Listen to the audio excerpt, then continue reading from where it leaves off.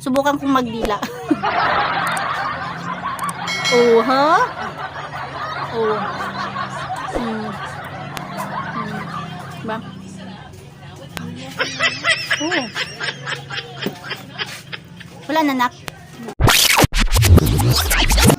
Ayan guys, habang katatapos ko lang mag-vlog niyan about dun sa sabon, dumating naman yung ating isa pang delivery. Ayan, pinabayaran niya sa akin ng 78. Ngayon, pag alis niya, hinanap ko naman sa Shopee apps ko. Sabi ko, wala naman akong bayaran ng 78. Ang bayaran ko is 300, 185, 85. Kung bakit 78, akin ba to? Tinignan ko yung pangalan, akin naman. Ayan, maya-maya dumating or bumalik si kuya. Ayan, namali siya. Kawawa naman, muntik pang malugi. Ayan guys, marahay na hapon sa Indogabos. Ayan, bali, pangalawang video natin to ngayong araw dahil kanina, yung pinag-video ko or pinag-vlog ko is about dun sa ating sabon. Ayan, medyo itong isi-share ko to sa inyo, halos magkasunuran lang sila. Kaya lang, hindi pa ako agad-agad naka-move on dun sa sabon. Kaya, medyo natagalan bago ko to i-vlog. Kaya tingnan nyo naman yung ating texture na naman. Medyo malabo na dahil hapon na. Time check tayo is 4:09. Hindi kasi ako naka-move on pa kanina. Parang medyo natamlayan ako. Kaya ngayon, ayan, medyo, ayan.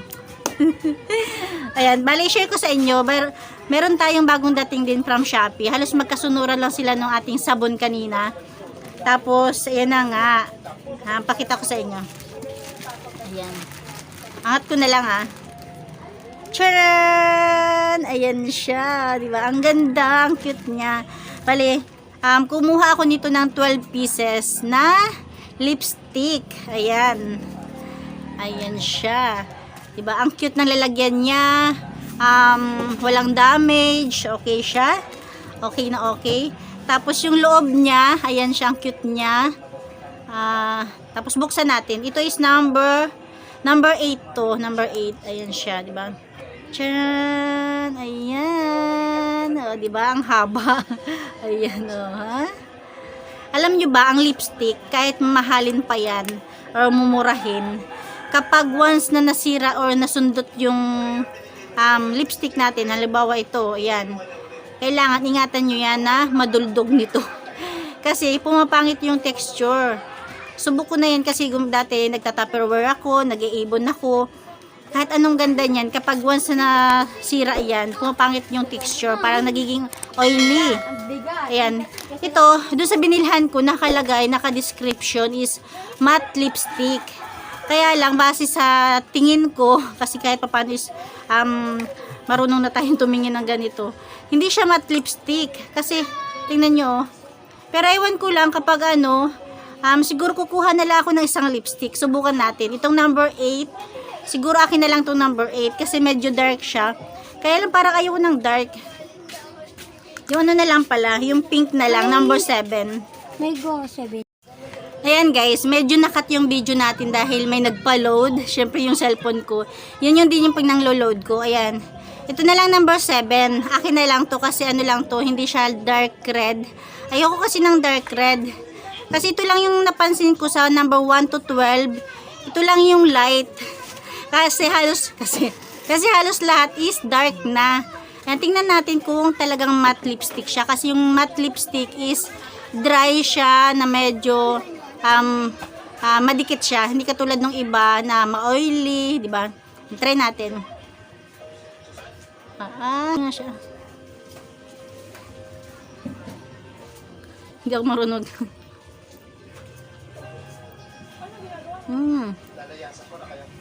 Ang ganda niya. Ang ganda. Hindi siya ma-oiling masyado at hindi rin siya dry na dry.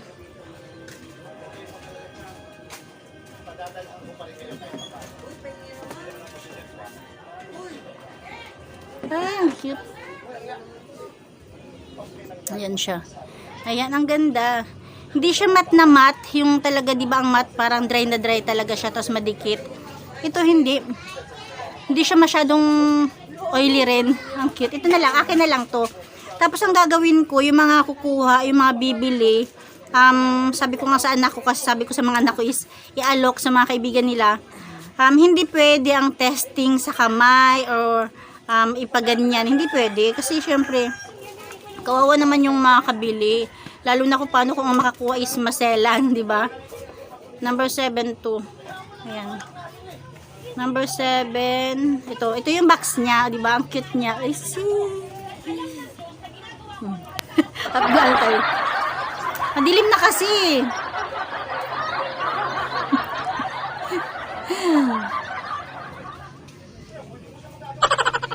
Pangit.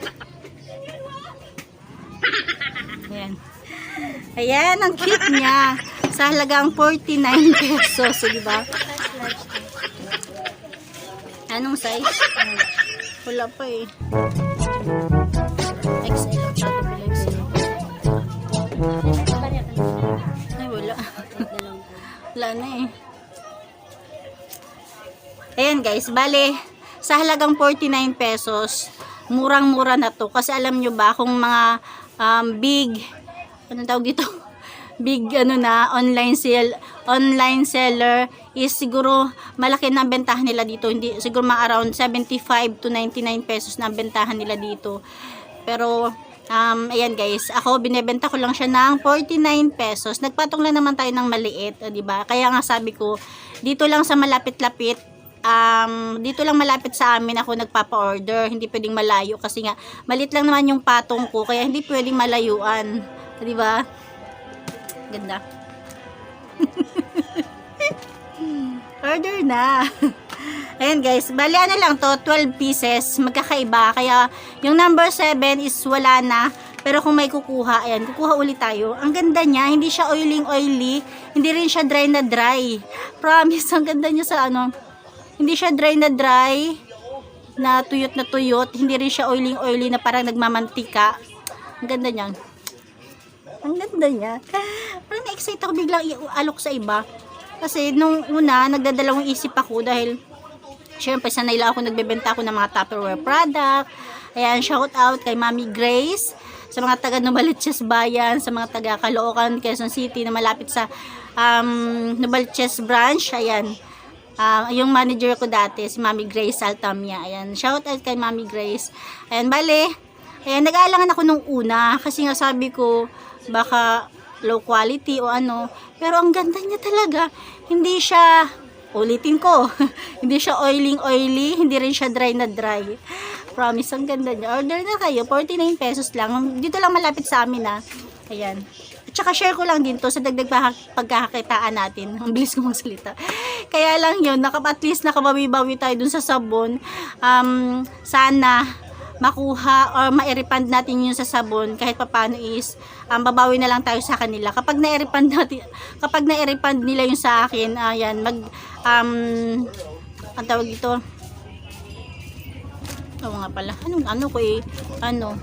pag na-refund nila yung sa atin, syempre thank you talaga. Kailangan ma-refund talaga nila, diba? Kasi ibabalik ko sa kanila yung item. Yun lang guys, yun lang aking content share. Akala ko nakamove on na ako. Hanggat hindi sa akin na i-refund, hindi ako nakakamove on. 800 plus yun. Diba? Siguro yung 800 plus na yun, hindi ko pakikitain dito. Ang cute niya. Ayan guys, order na kayo. Ayan, pakita ko muna. Gawa tayo ng thumbnail.